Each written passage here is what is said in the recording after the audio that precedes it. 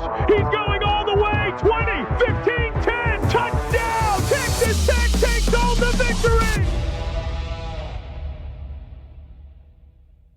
Welcome to the Broadway Shuffle. Happy Monday morning to everybody listening. Texas Tech 5-0 after a dominant 35-11 win against Houston. I'm here with Zyler and Conrad. Clayton is enjoying ACL in Austin, so we'll give him a break, but we miss Clayton today. If this is your first time joining, we appreciate you listening wherever you are and however you may be listening. Gentlemen, it never gets dull or boring when you get to react to a Texas Tech win, and we are getting to do that a lot this year. 5-0 for the first time since 2013. We're going to get into our game reactions, what we saw, what we liked.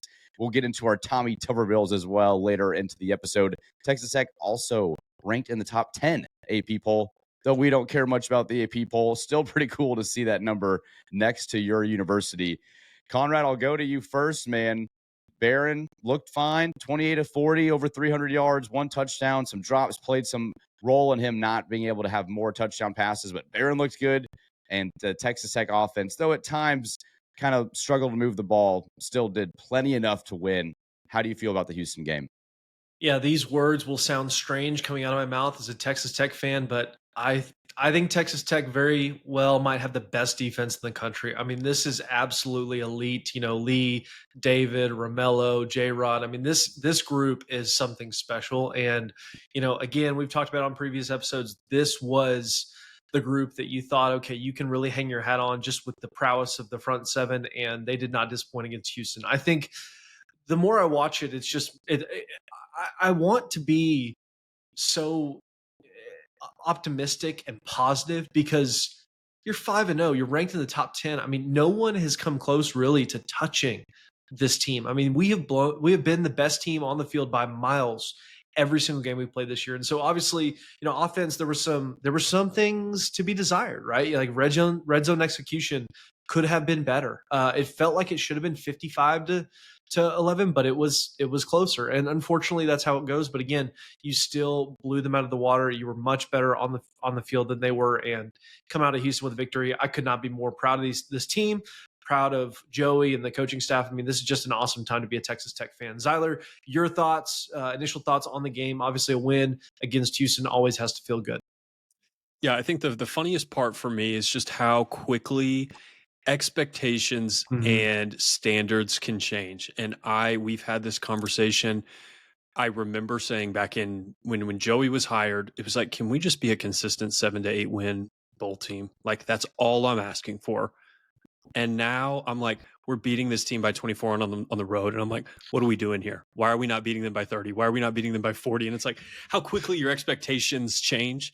And I think it was pointed out really candidly by my wife. She was like, you seem really frustrated and you guys are up by 24. Is something not going right? And I was like, well, yeah, that was actually kind of good perspective.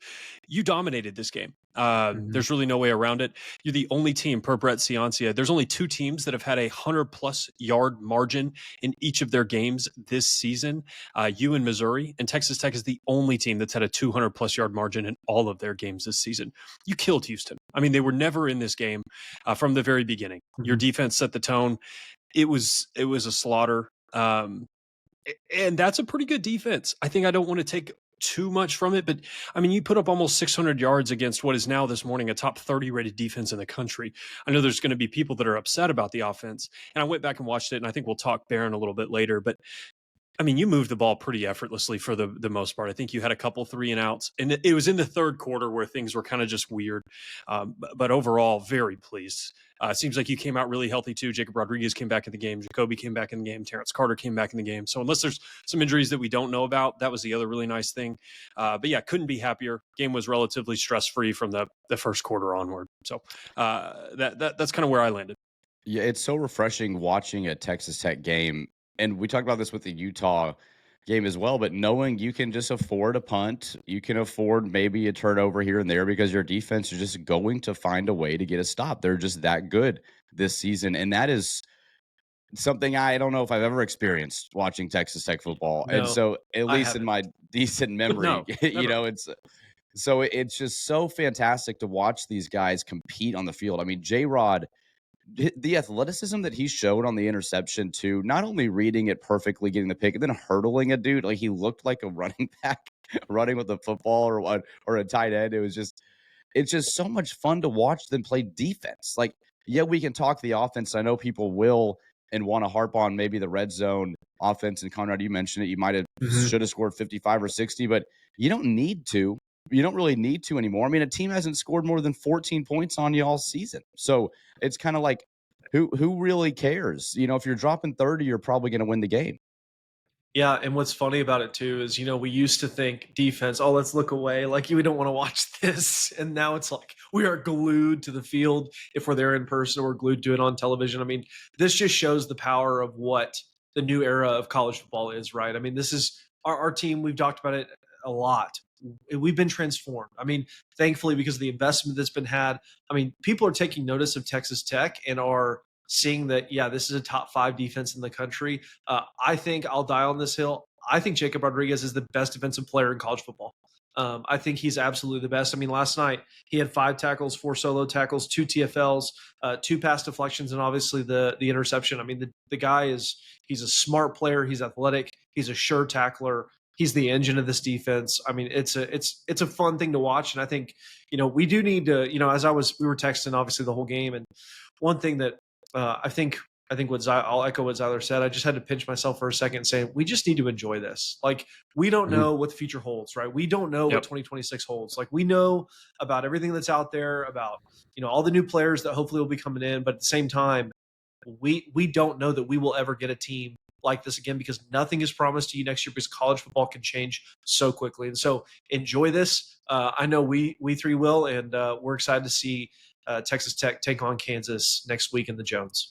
Yeah, Conrad, one thing I wanted to mention on Jacob Rodriguez, I think we'll mention him a little bit more, but per PFF, he's still the highest graded linebacker in the country. I think he's grading out on average almost at a 90. I think it's 85 or 86. I mean, it's something insanely good. And you can just see it. Like, it's not that he makes great plays every time. It's just he does not make bad plays. And he's just always in position, and then he executes when he's in position. It's a ridiculous level of quality. And the great thing, I was watching that PFF review show kind of before we hopped on. Your 3 highest graded players, or your 6, you had 6.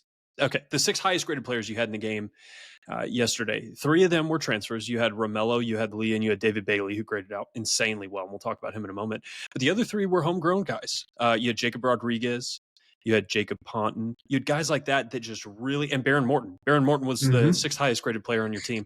And those are guys that you developed. I know Jacob was a transfer, but he's been in the program 3 to 4 years now. And that's the thing that a lot gets talked about, the investment on the D-line, but you've done a great job investing and developing your high school prospects too. Jacob Ponton's a redshirt freshman. Baron Morton's been here his whole time. Jacob Rodriguez has been a guy that you converted from quarterback to linebacker. And I think that doesn't get talked enough about, in the sense of those pieces coming together. You didn't import everything on your defense. You didn't import everything on your team. You had a nice foundation to build upon. And yeah, that defensive performance was truly outstanding. Yeah, that's a great point, Z. I mean, it's not all transfers. Like, this coaching staff is still doing a phenomenal job developing these players. Credit to Blanchard for finding guys to come in, and then these guys are doing great work making them better, which is awesome. And so it's great to see guys like Coy Aiken, Baron Morton, Jacoby and Cam Dickey. They were here as freshmen and they look great. I mean, I'm so impressed with your running backs and catching the ball. I mean, Dickey had the 69-yard touchdown. We saw what Jacoby's done in the passing game as well. Like, these guys are multidimensional out of the backfield, which is fantastic. It's almost weird saying you don't really miss Taj Brooks, because you don't really need a Taj Brooks this year. These guys are effective. The offense has so many weapons. So you're not heavily reliant on one guy either in this offense. So I think that's been fantastic. Look, I said before the Utah game that I will measure Texas Tech based off how they played against Utah, and they crushed them. And the defense is so physical, and that's going to be probably the most physical team you'll face the rest of the season. You just made Houston look like they don't belong on the same field. And when you can make teams look like that, you're at the top of the class in the conference. I don't think there's a question now that Texas Tech should not be the prohibitive favorite to win the Big 12 conference. And I've seen all I need to see that these guys can compete nationally. I'm not just talking in the conference. Like, I believe it now that if this team were to go up against a Georgia, Conrad, or go up against a a Bama or an Oregon, and this defense was there in a neutral site environment, I would feel good that they could slow those teams down. You'd be favored over Bama on a neutral field, just so you know. Yeah. If Texas Tech walked out and played Penn State tomorrow, how many points will we win by? It's not if we would win, it's how many points we win by. 10. 17? I mean, after last Saturday, Yeah, I mean, lost to an 0-4 UCLA team. When you lose to UCLA, I don't know. We can't spoil the talk about that. Yeah, that's going to come at the end. That a little bit. Yeah, you got to stay for the end. And by the way, if you have not subscribed yet, make sure to hit that subscribe button. And also, if you're here and you're not a Texas Tech fan, we understand there are a lot of eyes on Texas Tech right now, and rightfully so. And you're thinking, okay, these guys, 3 graduates, missing 1 graduate of the university. We love Texas Tech. We believe in Texas Tech. It may sound like we're just overly positive, and honestly, guys, fans, listeners, why would you not be? I mean, this team is unbelievable, and so if you think we sound a little biased, we're just speaking truth on the podcast. That's what we do here on the Broadway Shuffle. You should have tuned in 2024. You could have heard some really depressing conversations after some of those games last year. Feel free to go back and watch our reaction episode to the losses we had last year. Yeah. Okay, Conrad, do you think that's the worst game you've played this year? That Houston game? Do y'all think that's the worst you've played? I think it is.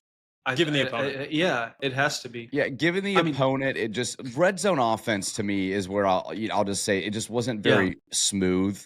And I just felt like the drop passes and Caleb Douglas, for how good he has been, and he's great. Yeah, I mean, he continues to struggle with drops a little bit. And so there are just some things you'd like to clean up, because that was a road game. You could afford those. Arizona State. Was it a road game though?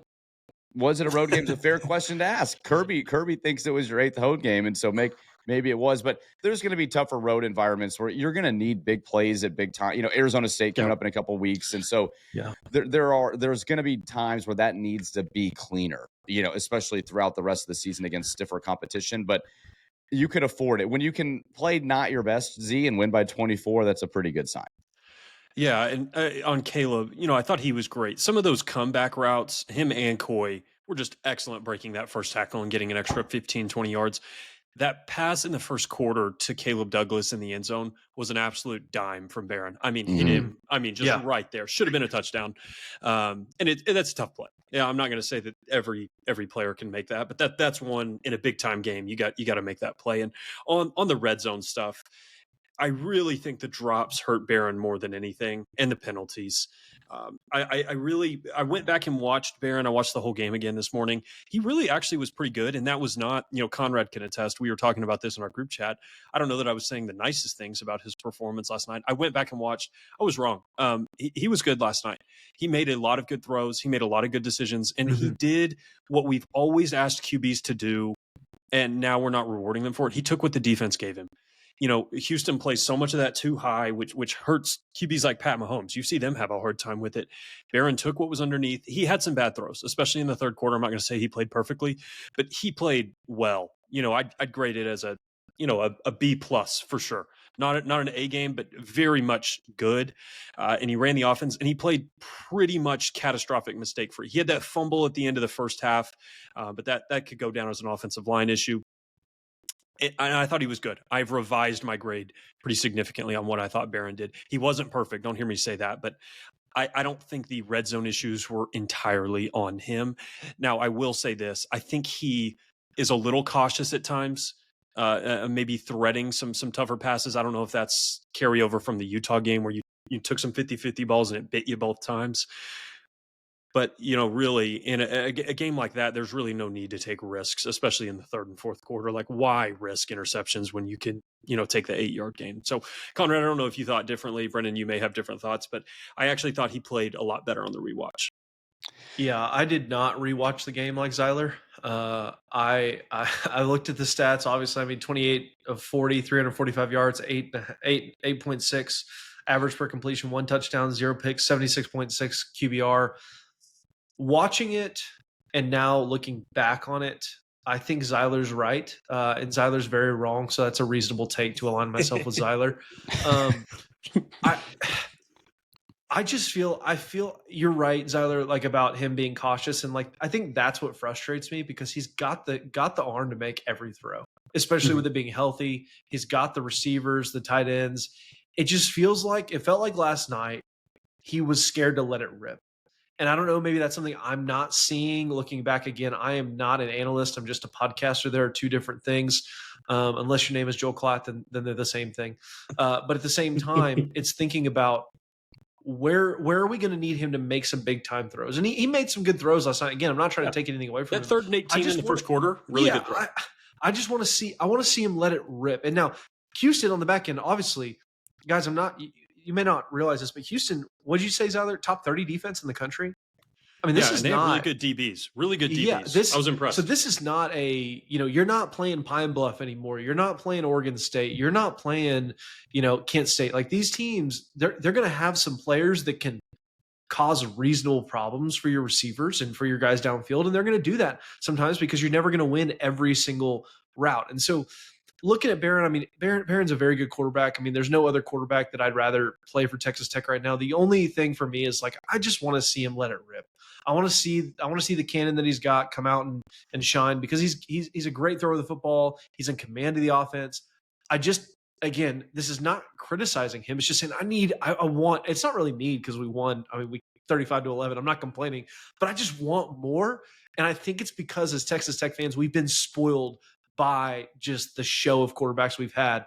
Really well, Pat Mahomes and pre-Pat Mahomes, and now obviously with Barron and looking forward. And so that's what I just want. Is that fair? Is that unfair to him? I mean, I don't know. I think it's fair. I think it's fair. I mean, he did throw 40 times and for over 350 yards. And one thing for me too that I was impressed with was no turnovers. That's one thing I talked about on the preview show was, can Barron go on the road and just play effective, manufacture some solid drives and just move the ball? And he did that. And so, the one touchdown looks like, oh man, not a stellar game, but he was effective, 28 of 40. And now he's up to 12 touchdowns and only 3 picks on the season. So I think that Barron did what he needed to do to win the game. I am going to be interested, like Arizona State. Are you going to need a drive in the fourth quarter? I don't know. I mean, I'm starting to think he might not. And so we talked about that all offseason of saying, hey, well, Barron's got to go win you a game at some point. And right now, I'm kind of like, maybe he won't because the defense isn't going to let it get to that point. I mean, I know that's premature to say with some good offenses coming your way, but you just look at it and it's just so impressive. I just can't stop thinking about it, but I think the offense is in a great spot. And we talked all last year, think about our reaction episodes about Zach Kitley and the coaching staff and play calling decisions. We have not really had to have that conversation once. I mean, and that's, and I think credit and kudos to Mac Leftwich. He's doing a great job. This offense is slinging it. They're moving. The play calls are creative, especially with the running backs out of the backfield too. I mean, I'm singing the praises, man. I didn't know, wasn't surely confident we'd be here 5 weeks into the season, but it's been awesome. I'm excited, man. Wait, Brennan, are you saying that Cougar Juice 2.0 worked? Dude, let me tell you, I had way too much Cougar Juice last night. Cougar Juice 2.0 is fantastic. We got 3.0 coming up to a game that we will all be at in Lubbock in a month. Yeah. But, oh, man, dude, that Kool-Aid factory. I had several people at the 105.3 The Fan at the station yesterday just say, like, man, I'm drinking the Kool-Aid for Texas Tech. And I was like, hey, well, we manufacture the Kool-Aid. Yes. So I can get you where you need to go. Man, it is, though. The hype is real. And nationally, like College Game Day doing segments on Texas Tech. It's like, what are we doing? Big noon. I saw Brady Quinn, who, for those of you that don't like the Fox with Joel Klatt, you can like Brady Quinn because he said the most impressive coach in the conference is Joey McGuire, or in the country, is Joey McGuire. And he said that the most impressive team in the country is Texas Tech. So it's been it's going to be nationally. Life is good. Life focused. is really good right now. Enjoy the wins. Enjoy this moment right now. And I see Zyler. It's great when you see Zyler just nodding, and he's just man, you're right. He's just like, I can't refute any of this. We just got to enjoy this. It's wild to me, because when you think about outcomes and you think about the range of things that could happen, this is as good as it could have gone. I mean, absent the Dingle injury and the Joyner injury, I don't think I could have realistically drawn up a better start to the season. But you have 5-0. You have not been challenged in the last half of the fourth quarter. Now, Utah, that game was in question with 8 minutes left. So I'll say that, and we've picked up some Utah listeners along the way, so we appreciate you, Shout out to joining them, us. They've been great in the comments. Yeah. A lot different than the Colorado listeners we had last year. Yes, I can't seem to find any of those Colorado fans anymore, Conrad. Where have they gone? Their team's 0-3 in the Big 12. What happened to them? I'm not taking that bait. Take maybe Dion should go coach the Browns. Maybe then Shedeur would get to play. I feel bad for Dion, right? He is. I don't think Dion's healthy. No, I think he needs to be done. Yes. I mean personally. Okay. Not as a coach. Yeah. I was about to say, because as a coach, I feel like he's kind of the one organizing the whole thing. No, personally, I think he's about to be done. No, I think he's done after this year. Cancer, man. I mean, it's just like. Golly, man, that's tough. And shout out to the golly, his name escapes me, and I should have been more prepared. That Houston strength coach that's battling stage 4 cancer. Oh yeah, I thought that was quote, a cool story. Death's undefeated, but I'm going to take him to double overtime. Awesome story. Shout out to that guy. Wish you guys the best of luck the rest of the year. Really, really cool stuff. Those stories make college football really fun and really accessible, and I appreciate Game Day for doing that. Before we get to our overreaction and reality here, and I've got only one question for you guys on this one, because I think we'll talk about it for a while. No player interview this episode. If you're curious about that, we're actually going to push that to Thursday, so be on the lookout for that. During our preview episode of Kansas, we'll have a guy joining us to maybe preview the game and talk about this game too. So if you're wondering why we're not talking to some of the cool cats on the team, you'll see it Thursday. So make sure to subscribe, like the video, so you don't miss that episode on Thursday. As we get to overreaction reality, I had this thought, Brennan, I do want to. If we can linger on the defense, I don't know that we gave them. Dude, linger away on the defense. I feel like we talk, and it's like, okay. So here's the question I have for you, and then we'll maybe get into the stats. Nationally, which unit do you think is better, your offense or your defense? Like, would the generic team in CFB, would they rather have your offense or would they rather have your defense? I think they would rather have your defense. Though it's hard to take because the offense is averaging close to 50 a game still. Yeah. I think it would be the defense too, but I think it's really close. But wanted to talk just real quickly. Defense held the Cougars to 3.4 yards per carry. That is a ludicrously low number. And if you factor out the QB runs, Zion Chris had some stuff. 17 carries for 37 yards, just barely over 2 yards per carry. Just a stifling run defense that you had. Tanner Koziel was a guy that I was worried about at the tight end position. 2 catches for 10 yards, pretty much a non-factor. And then David Bailey, man. I mean, he was the player of the game for me. He had a 48% pass rush win rate. So if he was rushing the passer, there was a 50% chance he basically got to the quarterback. 11 pressures, 2 sacks, 3 hits. He actually leads the nation in pressures. He's beating out Ruben Bain right now. And that's with this guy not playing in the second half of Kent State, not playing in the second half of Arkansas Pine Bluff, which, granted, he got to accumulate some stats in the first half of those games, but also not really playing much in the Oregon State game. Unbelievable player. He has been incredibly good for you.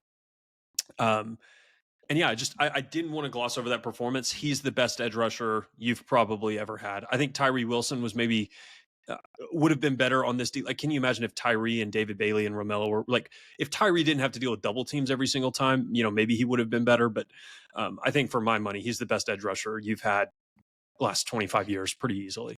And Romello Height was great too. He just didn't record any of the stats, but he was very close to getting sacks. Yeah, he was all in the backfield. I mean, to me, this defensive line, I mean, you're right up there with Ohio State and Miami. I don't know that I'd say you're better or deeper than them yet, but I mean, you're up there. And I am very hesitant to proclaim things like that. This is at worst, top 5 defensive line in the country, and it's probably top 2. And not which is just an insane thing to think about from a team that was giving up like 480 yards a game last year. And you've just completely turned that around.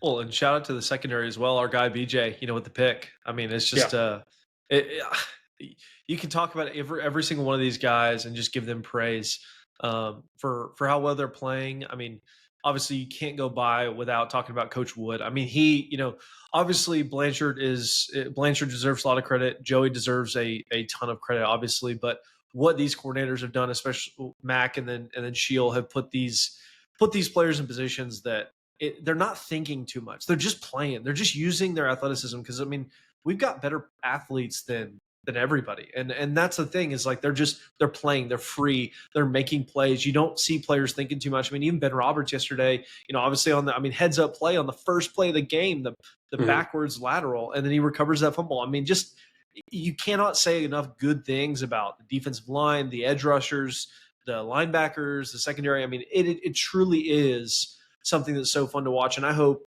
that Red Raider Nation comes out next Saturday night and the Jones is absolutely crazy for this beatdown that Kansas is about to experience. Because I truly, we'll talk about that, but I don't think it's going to be pretty for the Jayhawks next Saturday night.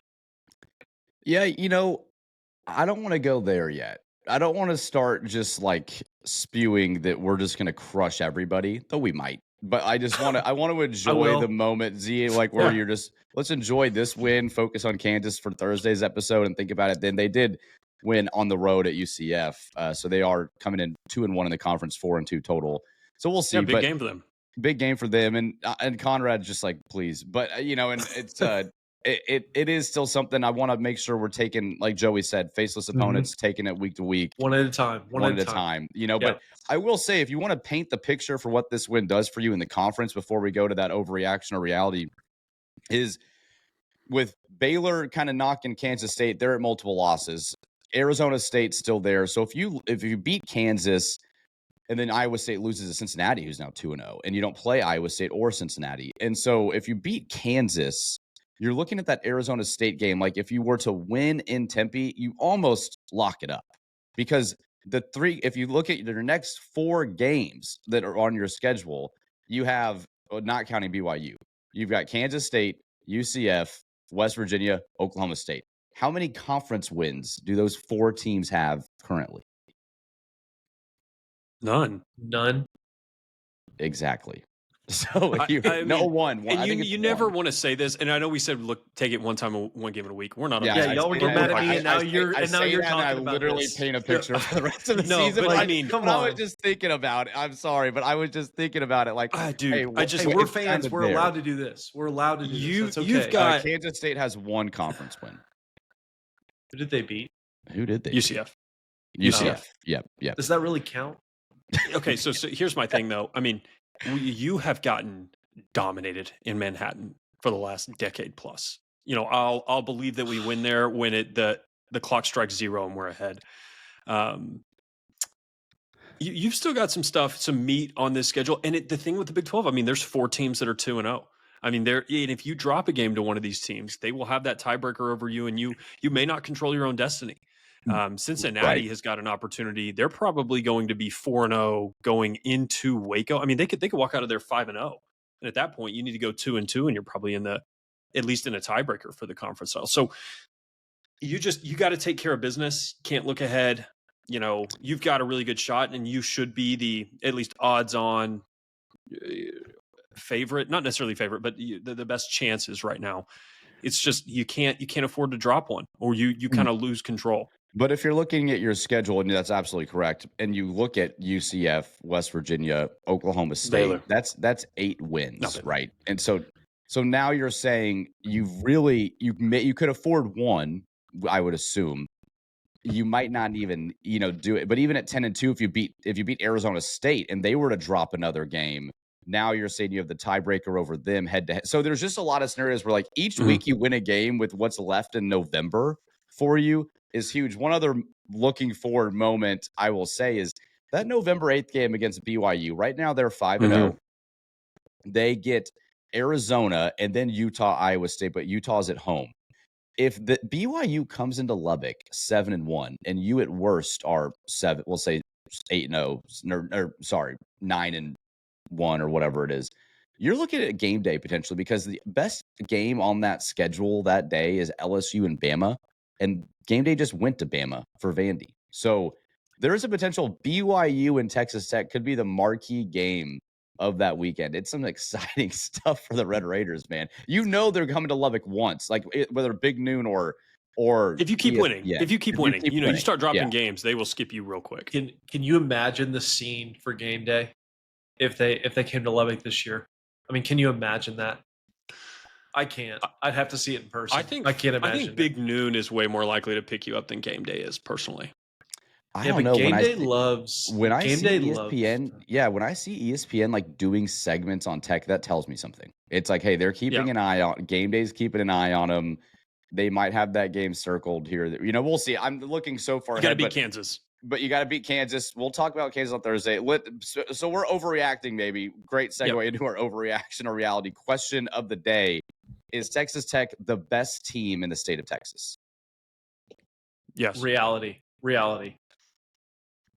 You would be, Better and than- this is not hyperbole. You would be favored on a neutral against A&M by probably 5.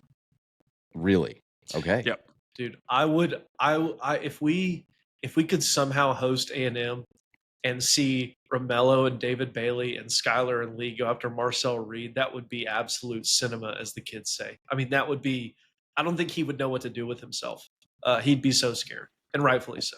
What else do the kids say, Conrad?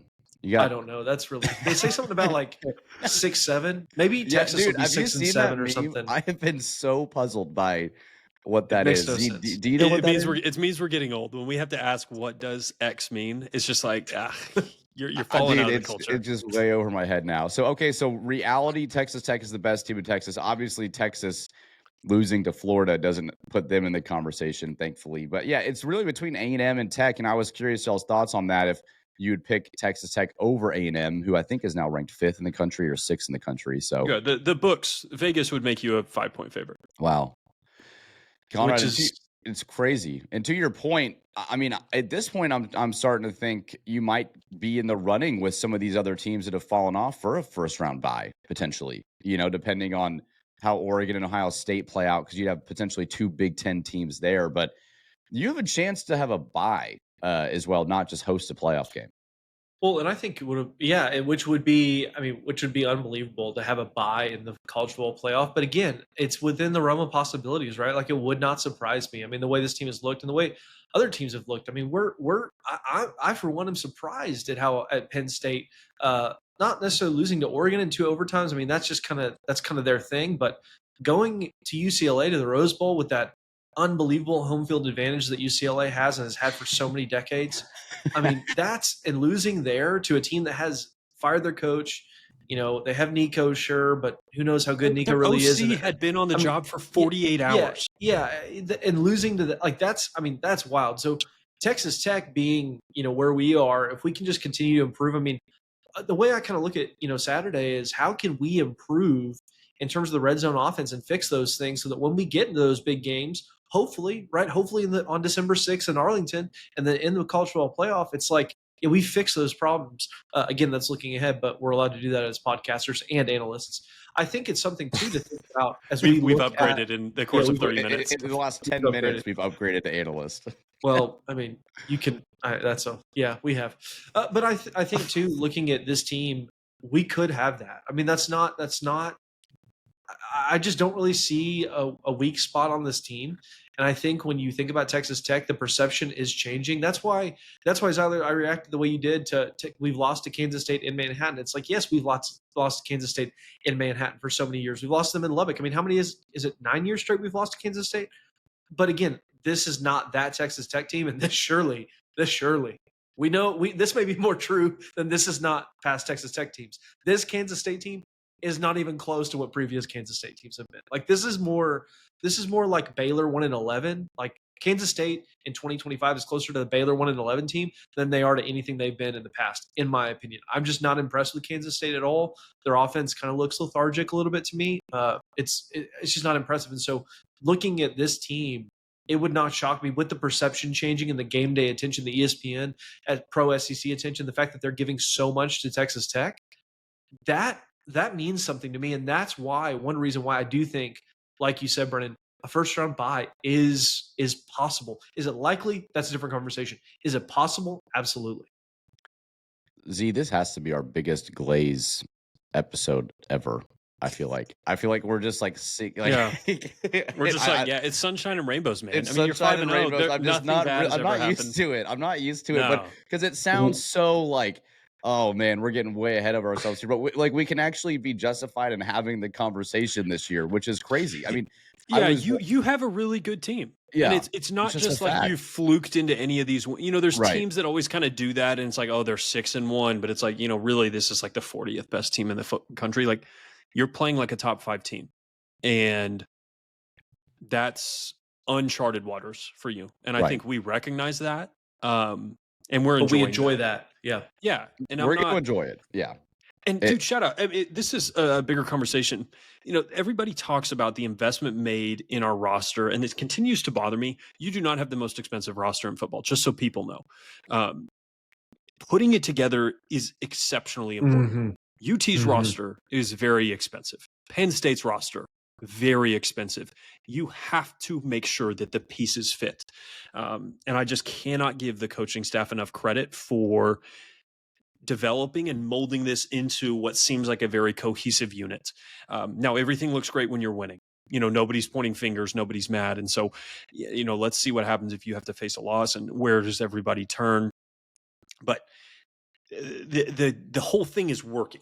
You can see the vision and the plan is working. There were plenty of people, and we remember this in the preseason, like, oh, let's just wait to see him take the field. That money doesn't buy culture. There are all those thoughts. And I was starting to think some of that stuff, like, is it actually going to work? And your staff has done a remarkable job bringing this unit together and making them into a team. And I'm really impressed by that. And that doesn't happen everywhere when you invest. It's not just throw money at things, and you will get better. Now, the money's obviously a huge part. I don't want to take anything from that, but just shout out to the staff there, and you have a good team. It's really fun. When you think of companies too that are just run so well, like you think of CEOs and you think of guys that they rally several people together. They just know how to lead and bring people together. That's what all the great leaders do. It's just bringing people connected. You feel like you're a part of a team. And Joey McGuire exemplifies that. He really is like a true CEO of this program, because he's not necessarily an in-depth scheme guy per se. He's more so letting the Shields run on the defense, Max run on the offense, and Joey trust them. And that's another huge part of leadership, is the trust factor you have with your team and with your culture. And the fact that Joey just does that so well, he's the perfect guy for the situation, in my opinion. There's a lot of coaches we've seen that get rosters like this, like a Sarkisian. I don't think Sarkisian, for example, is a very personable dude, and it's like he doesn't seem like a guy to me that I'd want to listen to in the locker room or have him give me a hug when my dog dies. But like Joey, I feel like I could do both. Like he would understand how to motivate you and also how to be there for you and give you a hug when you need one. And so it's just fun to watch and see, like, it was the perfect storm with the perfect coach. Yeah, I don't have a dog. I had one and got rid of it. But if I had a dog and it died, I would let Joey give me a hug for sure. What do you mean got rid of it? Can you clarify that real quick? The dog. So people don't think you're out there killing dogs and you're. I did not kill a dog. I gave it to a loyal listener of the podcast, Mr. Adam Chick. His name was Dirk. Now it's Beans. He's a great dog. He got. It's a long story, but he didn't die. He's doing well. But Brennan, you said it. If my dog did die, Joey would be the first person I'd call for a hug. The first person. If I did give my dog away and it happened to die, I would seek out Joey. My gosh! I mean, just to camp on Joey for a second. Truly, I wouldn't trade him as not that you trade head coaches in college football the way you can and some people have in the NFL. I'm not trading him for anybody in the country right now.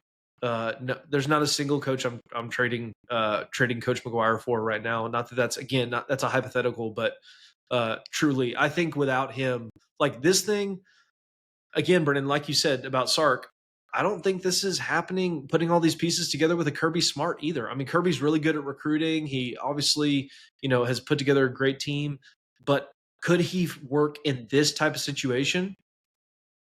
I don't really think so, to be honest. Yeah. I mean, and to be fair, I'm not saying that Joey is a better coach than Kirby Smart or Dan Lanning. That's not what. No. Yeah. But yeah, for this particular situation, perfect individual.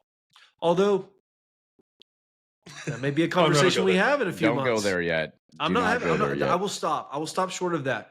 But those guys have national titles. Like I will not doubt their coaching chops. Yeah. I'm not doubting. It's not a doubting or disrespecting of them and their abilities. It's more of a, hey, this hire obviously was already, I think I can already say, obviously already a home run hire. I mean, this is going to be the best start to a coaching career ever in Texas Tech. I mean, it already is the best start, but it will be even better after this year, whatever that happens with. And also, I will say this, Texas Tech fans, it is October 6th when you're listening to this. You have to win one more game to go to a bowl.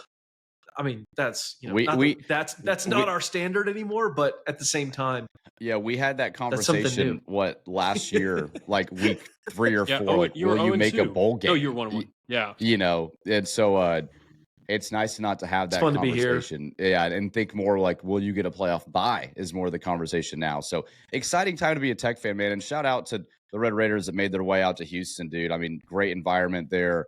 The fan base, you just feel it. I mean, I see more people now wearing Tech shirts. I was at the Stars game yesterday, saw a guy in the bathroom that had a Tech, like hat on, and just everyone's just feeling like the energy and the love and the vibe here. It's fantastic. In Dallas and Houston, wherever. So it's just great. And the place where it all culminates is obviously first and foremost Jones AT&T Stadium on a Saturday. Next Saturday, be there if you don't already have your tickets. But the second place it culminates is right here on the Broadway Shuffle. So make sure keep coming back. Share the podcast with a friend. And we're here for all of it. Join the Shuffler family. Yeah, and we'll be there. We'll be there next Saturday night. So it's going to be a fun time with the Broadway Shuffle going to Lubbock for the game. We've also got some exciting stuff coming up for some other home games in the future that we're going to tease. We're not fully sure how the logistics will work on it, but a lot of fun for the BYU weekend, specifically in November. So be on the lookout for some announcements coming up for that. Get a chance to maybe listen to us live is something that in person, and come see us. Maybe, I don't know. Maybe I already said too much. We'll see, but that's a little tease. That's a little tease for the fans and the Shufflers there. We appreciate you guys. Okay, let's look around the country real quick before we get to our Tommy Tubbervilles. We mentioned Penn State losing to UCLA. We mentioned Texas losing to Florida. The Iowa State-Cincy game, Z, kudos to you, man. You called that game. That was a good You've been high on Sorsby and Cincy this year as your underrated team, and good. Yep. No surprise. Zyler knows what he's talking about. And then Miami just dominates Florida State. So that's maybe game day knew what they were doing. Yeah. Going to Bama. Yeah, I think they did. And then Miami, looks like the class of the ACC now currently. And then, Baylor performing a miraculous comeback. We touched on that as well against K-State. Baylor staying in the Big 12 hunt somehow, some way, but their schedule doesn't get much easier either. So I'll let you take the floor on the Baylor commentary. Well, thank you, Zyler. Shufflers again, get comfortable. No, I'm kidding. That's his favorite phrase now. Get a snack. Grab it. No, I think I was watching that Baylor game, and I don't even really want to talk about what happened on the field. That's for Zyler. I want to talk about what happened in the stands, or the lack thereof of what happened in the stands. I don't understand. And some people have asked me, they're like, why are you so hard on TCU and Baylor's attendance? And the reason is this, that you have stadiums that are 45,000 people, and you can't even come close to filling them. I don't know what the TCU attendance was last year. I just think your fan base and your attendance at games speaks a lot. Now, has Texas Tech had some games and some years that attendance was lower? But if Texas Tech was located in Waco or Fort Worth, I told the guys in the group text, I was like, we need a 80,000 seat stadium. And Zyler quickly corrected me and said, no, we need a 100,000 seat stadium. And so just 100%. Seeing like the lack of attendance and the lack of care when Baylor's really not like, they're not that bad. Like, they're not as good as we thought they would be this year. Their offense is still good. The lack of fan care, that's not a good look for your university. That's not a good look for your football team. That's definitely not a good look for Coach Aranda down there at Baylor. I'm not sure how this is going to end this year with him, but yeah, just that's always like, you want to see these kids get to play in good environments. And when schools don't offer that, it just makes me think, why would you consider committing there or going there like some players have that, maybe would be better suited in Lubbock? Very well said. Point. That's very well said. I'm not providing answers. I'm just asking questions. It is weird because Waco's, only an hour and a half from Dallas. You think it's a beautiful stadium there at McLean. You'd think they'd have no problem getting a lot of fans to go to even on an 11 a.m. kick, but yeah, I don't know. Maybe I think people might just be fed up with Aranda too. It just seems like I don't know. It's a weird relationship. It just feels weird there. Like they don't like him. I'm getting that sense. If you listen and you're from Baylor, let us know. But it's weird. Well, personality matters more than ever as a college football head coach, and Dave seems like a really nice guy. All the pressers I've seen, he just doesn't have the charisma of a Joey or obviously, Mhm. Yep. different coaches around the country. So I don't know. I will say I'm very happy, and I have been for a long time, that I'm a Texas Tech grad and not a Baylor grad. But maybe the Bears will get everything fixed down there in Waco. I hope not. So Still in the Big 12 title hunt. yeah, So they're we'll still see. there. They're still Are they? They're in the conversation. Yeah. So 2-1 in They're the conference. 2-1. So They're tied with you in the win column. What would the line be? What would the line be if Tech and Baylor played on a neutral field? 17? 20? No, it wouldn't be that high. 12. It would be, oh, geez. Yeah, it would be about 18. It would be 18? Mhm. Zyler ran the numbers real quick and got us that how do line. you know So that's- that? Like, where do you Hey, don't- know that? Hey, don't Plus ask is questions. really close to the lines typically. Okay. I'm yeah. always amazed Zeke can just riff that. I'm like, where did you get that information? He's That's about actually where one it of the is. odds makers. Yeah, no, My bank he account would be a lot bigger if I was an odds maker. If I actually knew what I was doing. sneaks off to Vegas every once in a while. Yep. Knows what he's doing. But all right, well, let's get to our Tommy Tubbervilles of the week. Lots of options. I feel like this season more than ever, we just get so many good Tommies. I was going to go with Texas, but I kind of want to save them until they're officially eliminated from the playoff conversation. I saw one, I think it might have been from Will Carpenter on X, and I'm going to use this one, but Mark Sanchez is my Tommy Tubberville of the week. The more this story comes out, dude, the weirder it's like. Yes, it is strange.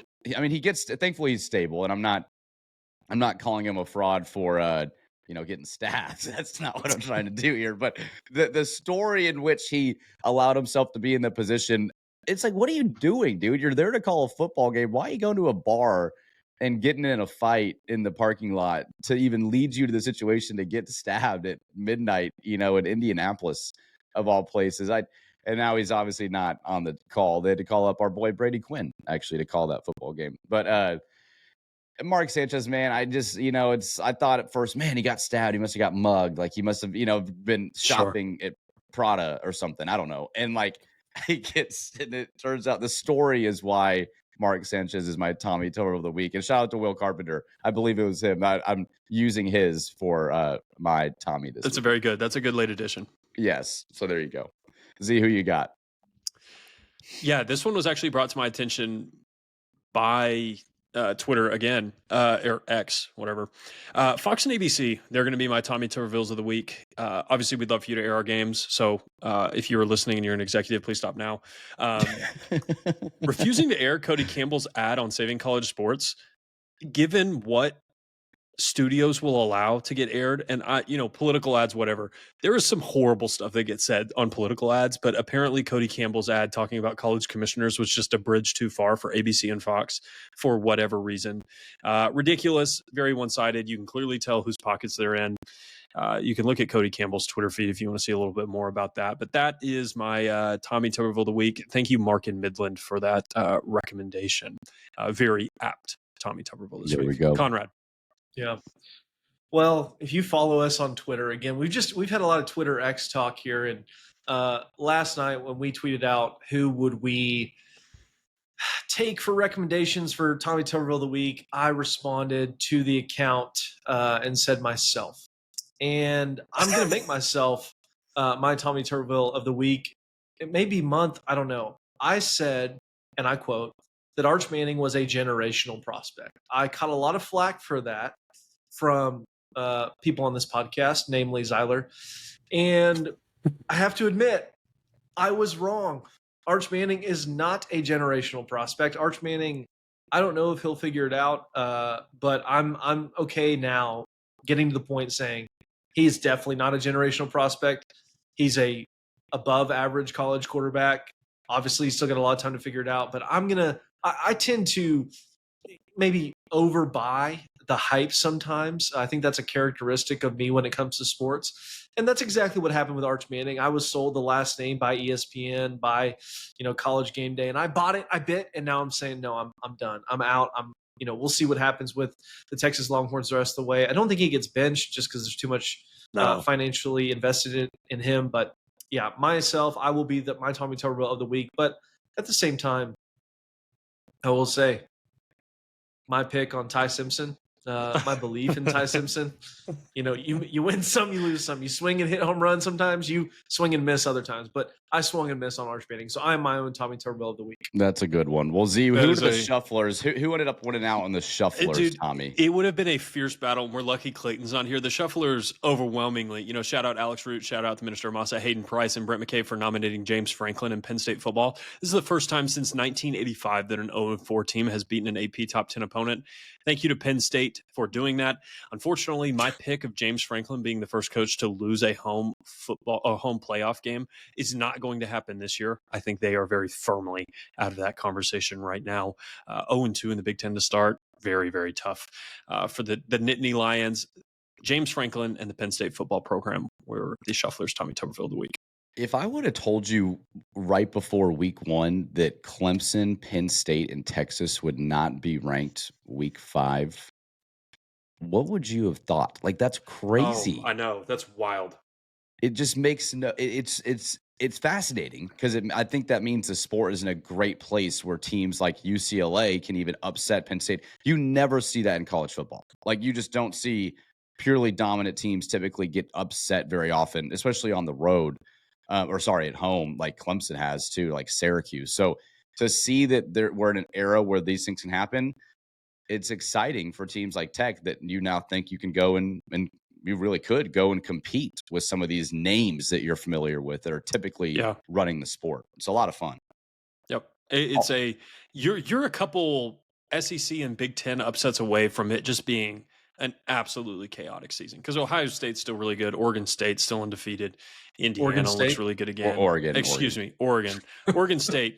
I don't know if y'all watched winless. I watched the end of that Oregon State Appalachian. I mean, that is just I don't know what I would do if I was an Oregon State fan right now. I mean, it would just be depression and misery. Like, you're one game away in early October from missing a bowl game. Yeah, you can't even get a win, man. And that's just like Houston. Oh, that is devastating. So, poor Beavers. We're going up to Corvallis next year, though. Texas Tech will make that trek up there. So hopefully they kind of stay putrid and we can just get a W. But yeah, man, tough situation. But yeah, this season's shaping up to be a lot of fun. Of course, it's really fun when your team's really good. But yeah, really, really exciting stuff. Which, Conrad, our team is really good. And that's all we can ask for. Yep. Crazier things have happened. Could Texas Tech have a number 1 by their name this season? Could. Never. Maybe. Crazier things have happened. They'll never.